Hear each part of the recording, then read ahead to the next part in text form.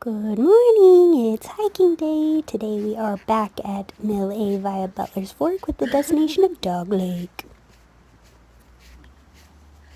Don't trip on the rocks. Rocks of nature.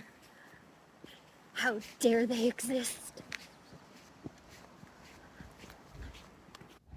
Today was cold and wet and kicked my butt, and look, there's snow up here.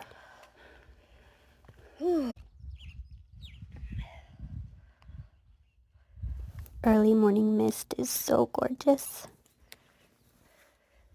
So there was a grouse on the trail and I tried to film her, and for some reason the film is upside down.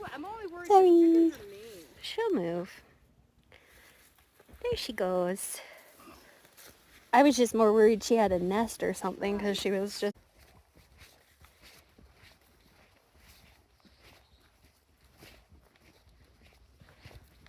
We finally made it to Dog Lake, and this is a much needed snack. This trail today just kicked my butt.